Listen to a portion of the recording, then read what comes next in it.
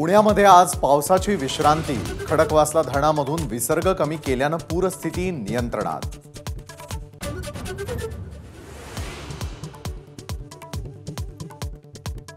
मुंबईमध्ये पहाटेपासून पावसाची विश्रांती.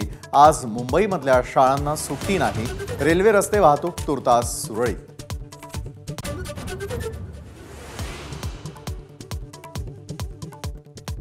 कोकण पश्चिम महाराष्ट्रामधील अनेक जिल्ह्यांमध्ये शाळा कॉलेजेसला आज सुट्टी. मुसळधार पावसाच्या पार्श्वभूमीवर निर्णय.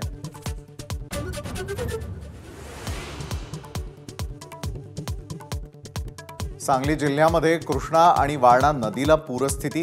कर्नाळ रस्ता पाण्याखाली. पलूस तालुक्यामधल्या काही गावांचा संपर्क तुटला. कोयना धरणामधून 20,000 क्युसेकनं विसर्ग सुरूच.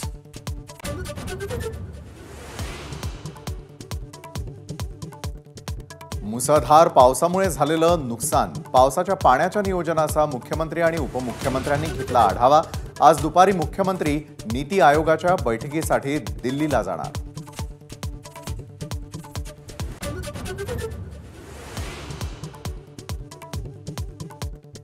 मानहानी प्रकरणामध्ये आज राहुल गांधी सुलतानपूरच्या MP MLA कोर्टामध्ये हजर होणार. कर्नाटक विधानसभा निवडणुकीमध्ये अमित शहांविरोधात केलेल्या वक्तव्याच्या खटल्याची सुनावणी.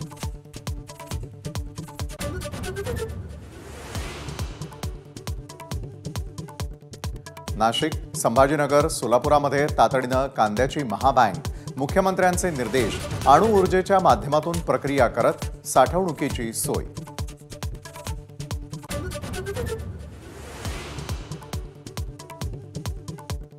सलमान खानच्या घरावर फायरिंग करण्याआधी गुंड अनमोल बिश्नोईचं आरोपींसमोर इन्स्पिरेशनल स्पीच. चार्जशीटमध्ये नोंद. भाषण देऊन गोळीबारासाठी दिलं प्रोत्साहन.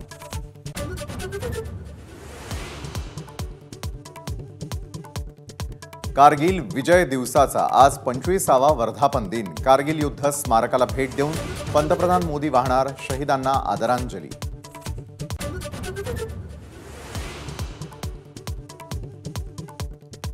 जागतिक क्रीडा महाकुंभाची नांदी. पॅरिस ऑलिम्पिकची आज सुरुवात. नीरज चोप्रा, PV सिंधू, अविनाश साबळेसह भारतीय क्रीडापटूंकडून मोठ्या अपेक्षा.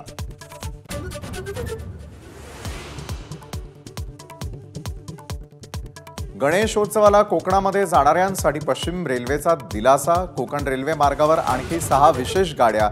रविवारपासून आरक्षण.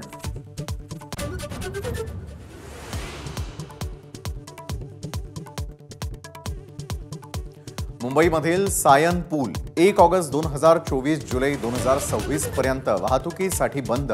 पुनर्बांधणीसाठी सायन रोड ओव्हर ब्रिज पाडण्याचा निर्णय.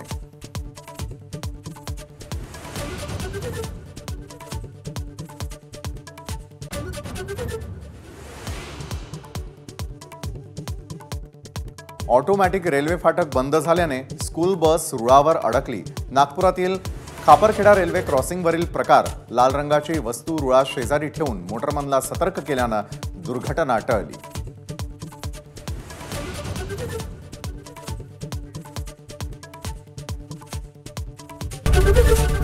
ABP माझा, उघडा डोळे बघा नीट.